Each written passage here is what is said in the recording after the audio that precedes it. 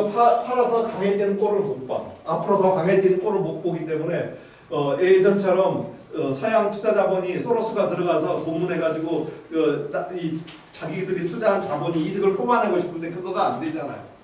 그걸 하고 싶은 거예요. 러시아의 힘을 약화시켜서. 근데 이제 푸틴이 그걸 못하게 하니까. 그리고 우크라이나 자원입니다. 여기 까만 게 뭐냐면은 흑토지대 토르노잼이라고 그래서 그냥 뿌리면 나오는데 뿌리 농사지는 데가 이거고, 그 다음에 티타늄 RE가 레어 얼스 엘리멘트라고 해서 히토류하고 여기에 다 몰려 있어요. 그 다음에 여기 가스 분지, 그 다음에 유전 세일가스가 여기에 있고, 그러니까 여기가 다 몰려 있어요. 돈바스라고 여러분 많이 들어요. 동부전선이라고 들어있죠. 여기에 다 몰려 있어요. 여기 석탄 광산이 까만 게 광산들이거든요. 그 다음에 여기에 소규모 가스 분지, 이게 크림반도에. 여기는 히스토리가 있긴 하지만 별로 없어요. 그러니까 동부전선 요거 차지하고 싶어요. 이 가치가 전체 우크라이나가 1경 6천조예요. 이거는 제가 하는 게 아니라 지질조사국에서 이미 다 돼 있어요. 그래서 그 미국의 그 상원 누구죠? 그 사람이 이게 우크라이나가 우리한테 절대 이 1경 6천조를 러시아나 중국이 사용하게 할 수 없다라는 거예요. 전쟁의 이유가 우크라이나를 돕자는 게 아니에요. 우크라이나를 도와서 전쟁을 니네가 불쌍하니까 도와줘 이게 아니야. 이거를 네가 차지해가지고 부자가 되는 걸 꼴을 못 보겠다는 거죠. 그게 이면에 딱 그게 느껴요. 윈지 그레함인가 그렇죠. 그 사람이 여러 번 방송에서 말을 했어요. 이거가 어마어마한 거죠. 우크라이나는 절대 가난해질 수가 없는 나라예요. 자원 풍부하죠. 러시아가 소련이 붕괴하면서 공업을 그대로 놔두고 왔어요. 공업시설을. 그러니까 소련의 최대 공업단지가 여기 있었어요. 그래서 미국의 학자들은 그때 소련 붕괴 시에 우크라이나가 가장 자유롭고 부유한 해방한 러시아에서 소련에 나온 국가 중에 부유한 국가가 될 거라고 했는데 지금 제일 가난하잖아요. 왜 그럴까요? 우크라이나는 인구도 많지 않고 땅덩어리가 크기 때문에 절대 가난해질 수가 없어요. 가난해질 수가 없어요.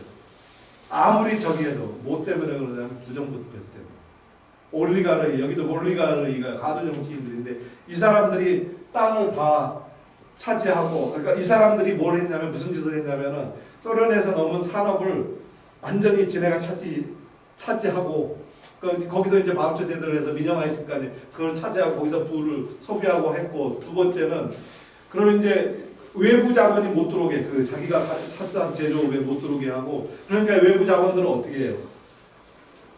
부동산이나 토지를 소유하는데 법적으로 토지를 소유할 수가 없으니까 이 토지를 소유한 가두 정치인들한테 돈을 내서 지분을 확보해요.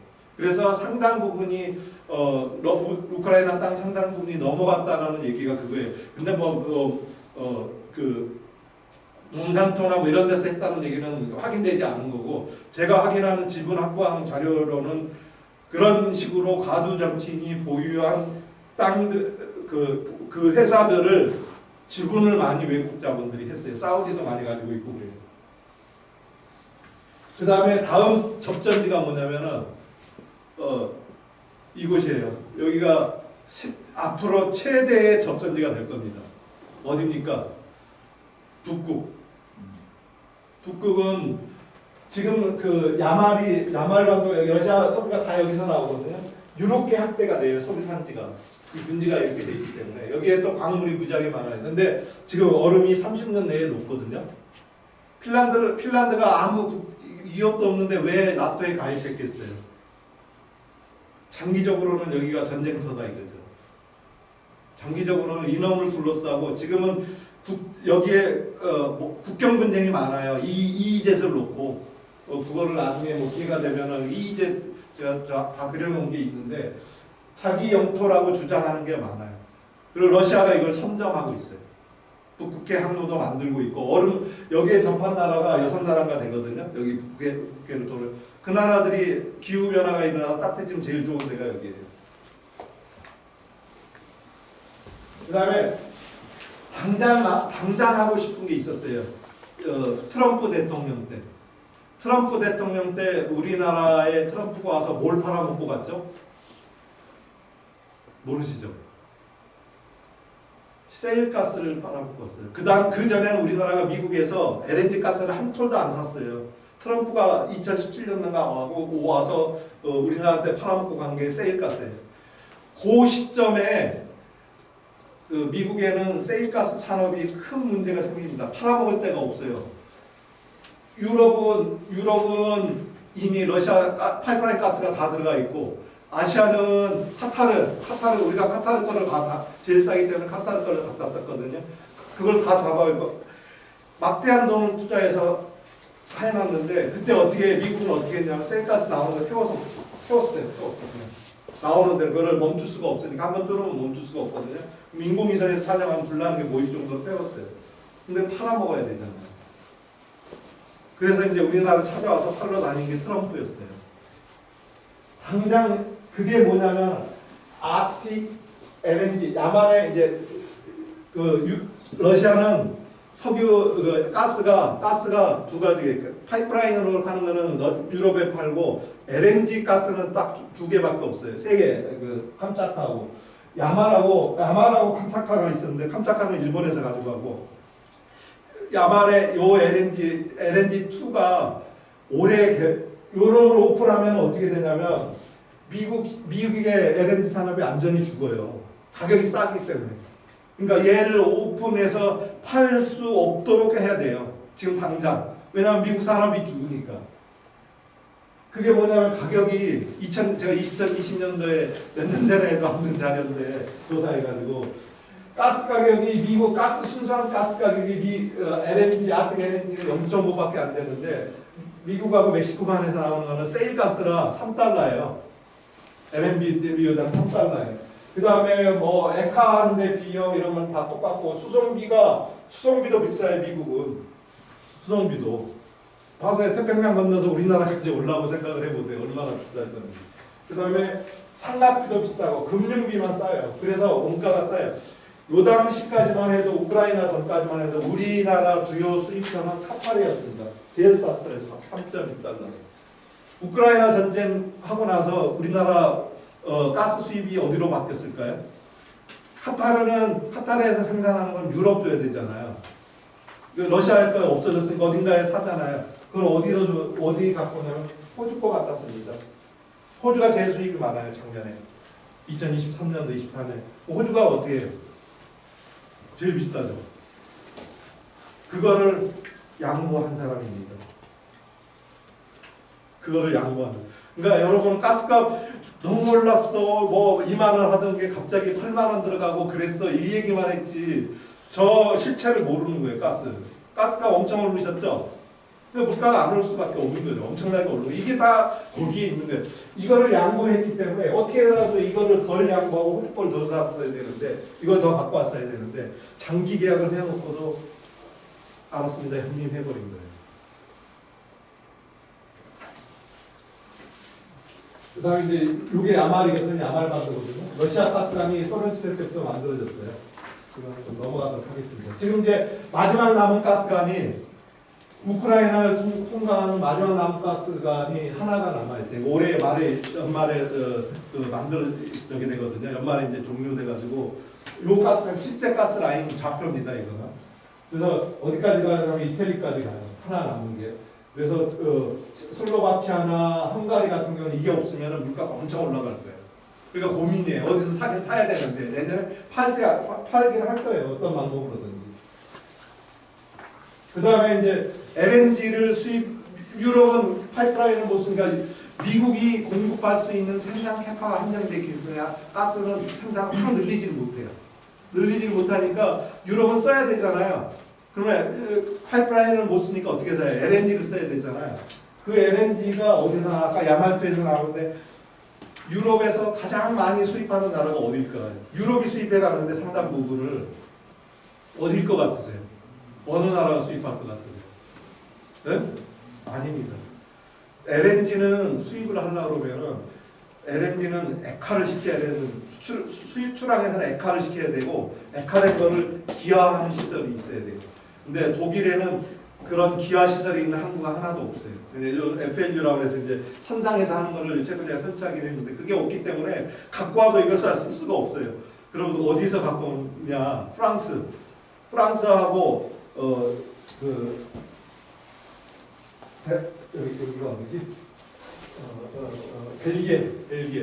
벨기에에서 거기는 환적할 수 있는 시설이 있어요. 환적. 그러니까 LNG를 러시아에서 수출하면은 아시아로 수출하려면 여기서 환적해가요. 환적해서 이렇게 아시아로 와요.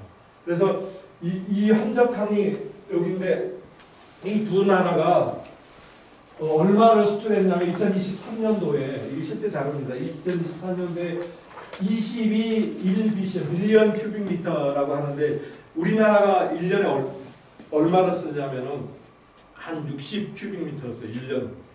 그러니까 21 큐빅미터를 여기서 사갔어요. 그래서 사가서 지네가 썼어요. 그러니까 이게 수출 봉쇄가 안 되죠. 그러니까 니네 가스 쓰는 걸 못 쓰게 해 하는데 뭐 안 된다 이거죠. 그 다음에 보면은 러시아에서 한 온유 거기도 석유가 나오는데 발티케 러시아 발티케에서 들어가는 그 섀도우 플릿이라고 해서 그 그림자 함대 탱커들 원유선 추적 그림자 이게 발티케가 제일 많아요. 이게 러시아에서 출발한 거거든요. 이만큼이 어디로 갔겠어요? 유럽으로 갔어요. 유럽. 그러니까 다 공식적으로는 다 막아놓고, 그러니까 러시아 가스 쓰지 말라고 하는데 지네가 갖다 써요. 석유도 못 쓰는데 발티케에서 그러니까 그림자 함대, 국제선을 알 수 없는 그런 거에다 데려다 쓰는 거예요. 한적하고 막 그래가지고. 자, 러시아가 그래서 석유를 팔아서 벌어들이는 세금 수입이 여기가 전쟁 전이거든요. 거의 비슷하잖아요. 바뀐 게 없어요. 세계 경기는 안 좋은데 똑같잖아요. 비슷하잖아요. 그러니까 러시아는 재정적으로 나쁘지 않다 이거죠. 또 하나 변한 것이 없다 이거죠. 또 하나 볼까요? 자, G7과 중국이 러시아로 수출하는 걸 보면은 러시아는 G7은 러시아 수출 파란색이거든요. 수출이 거의 없죠. 러시아도 수출을 못하고 있잖아요. 그 대신 중국이 다 수출했잖아요. 근데 G7 입장에서는 저만큼 수출 시장에 빠졌으니까 숫자는 적어지만 기업하는 사람 입장에서 어딘가를 팔아야 되잖아요. 100 팔았는데 80으로 떨어지면 20을 어딘가를 팔아야 되잖아요. 그래야지 똔똔이잖아요. 전쟁 전하고 그죠? 그래야지 기업이 살아남을 거 아니에요. 기업체는 그 100을 어디서 20 빠진 20 이게 20이라고 그러면 빠진 20은 어디서 찍을까요? 지금 이게 그 전쟁하고 유럽의 숫자거든요. 이게 뭐 GDP 까만 게 GDP고 독일은 완전히 GDP가 완전히 박살난 거예요. 그 다음에 스페인도 마찬가지고 여기가 이태리, 프랑스 다 GDP가 그 다음에 제조업의 PMI 지수, 제조업 실사 지수도 완전히 개박살났어요. 유럽은 저는 우크라이나 전쟁을 어떻게 정의하냐면 우크라이나 땅에서 유럽하고 미국하고 러시아가 싸우고 유럽이 패했다. 유럽은 숫자로 보면 아작이 났어요. 그러니까 이만큼이 못 팔렸기 때문에 어딘가를 팔아야 되잖아요. 그걸 어디다 팔았을까요? 이게 국제 정치를 돌아가는 판을 보면 되게 재밌어요. 저 GDP에서 G7의 GDP에서 미국이 차지하는 비중이 한 60% 거의 가고 58% 정도 되거든요. 그럼 미국이 사줬을까요? 그 20%를? 미국도 지네도 힘든데 안 사주죠. 그럼 어떻게 했을까요? EU가 카자흐스탄에 우크라이나 전쟁 후에 카자흐스탄으로 수출한 게 이거예요. 지금 우크라이나 전쟁 전환이 이러죠. 전쟁이 일어나니까 갑자기 카자흐스탄이 뭐 공업이 활성화됐습니까? 갑자기 부자가 됐으니까 뭐가 됐습니까? 그게 다 어디로 갔겠어요? 러시아로 갔죠. 카자흐스탄에. 그 다음에 자동차 부품이 전쟁 전에는 카자흐스탄에 이만큼밖에 수출 안 됐어요. 근데 전쟁 딱 터지고 나서 카자흐스탄으로 저만큼 갑자기 카자흐스탄의 자동차 부품 수요가 늘어나요. 뭐가 늘어나요? 없잖아요. 그럴 리가 없잖아요. EU 전체 수입이. 그러니까 우회 수출을 다 러시아로 한 거예요. 우회 수출했어요. 숫자가 얘기한 거예요. 제가 만든 숫자가 아니라 그쪽의 경제학자들이 만들어 놓은 숫자예요. 재밌잖아요. 이거 보면은 보세요. 독일은 키르기스탄 거기에 또 러시아하고 붙어 있잖아요. 키르기스탄은 유목국가예요. 공업이 없어요. 유목국가예요. 옛날에 그 주치 누구죠? 징기스칸 장남 거기가 있었던 데가 거긴데 유목국가에 산밖에 없는데 초지하고 거기에 독일이 갑자기 전쟁에는 이만큼 수출하다가 왜 이렇게 올라갔을까요? 갑자기 이 나라가 인구 600만밖에 안 되거든요. 독일도 팔고 폴란드도 이만큼 올라갔고 체코도 이렇게 팔고 그 다음에 이탈리아도 이렇게 팔고 오스트리아도 이렇게 팔고 스페인도 팔고 이게 다 어디로 갔겠습니까? 다 러시아로 간 거예요. 러시아 야 수출하지 마. 근데 기업의 입장에서는 그거 안 팔 수가 있어요. 당장 매출 떨어지면 이익 떨어지고 주가 떨어지는데 팔아야죠. 예를 들어서 중국에다가 반도체 장비 네덜란드 회사한테 야 이거 중국에 팔지 마 그러면 지네가 매출 사주나요? 안 돼요. 우리나라한테 야 중국에 반도체 팔지 마 그러면 그만큼을 어디다 팔 거냐? 미국이 사주나요? 기업은 그러면 삼성 망하라는 얘기잖아요. 어딘가에 수단과 방법을 가지고 보따리 장사 반도체 해봐야 보따리를 이렇게 갖고 다니면은 추적도 못해요. 보따리 가지고 하면은. 그러니까 그게 안 된다 이거죠. 머릿속에서 생각하는 거 실제로 다르게 올라간다는 거예요. 그 다음에 보시면은 우리는 얼마나 수출했을까요? 우리는 갑자기 이번에 키르기스탄 대통령 계엄령을 하는 날 왔죠. 모든 나라가 키르기스탄에 저렇게 수출하면 키르기스탄에 돈이 있어요. 인구도 600하고 GDP도 한 3,000불도 안 되는 나라에 그 이상하잖아요. 이게 다 러시아로 간 겁니다. 이거 갖고 뭐 만드냐 미사일 만들고 뭐 만들고 한 거예요. 우리나라 반도체도 엄청 갔어요. 어디로 세탁했냐면은 안다만에 있는 거기를 통해 가지고 많이 갔어요. 그것도 내가 추적해 놓은 게 이제 중앙아시아 코카스 지방으로 독일이 수출한 게 키르기스탄, 아르메니아, 조지아, 터키, 카자흐스탄, 아제르바이잔 수출한 게 뭐냐면은 저건 한 7, 80%는 다 러시아로 갔다고 보면 돼요.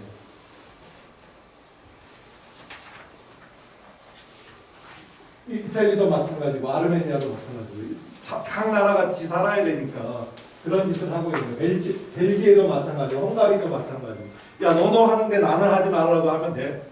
그런 거잖아요. 그러니까 다 키르기스탄으로 수출했잖아요. 그러니까 키르기스탄은 그럴 여력이 안 된다 이거죠. 중국도 러시아로 직접 못하니까 어디다 하냐면 조지아, 벨라루스, 우즈베키스탄, 키르기스탄 전쟁 전하고 해봐요. 중국도 이렇게 수출했고 그 다음에 아르메니아나 아제르바이잔에다 수출하고 갑자기 저런 나라들이 부자가 될 리가 없는데 분쟁 중인데 그렇죠.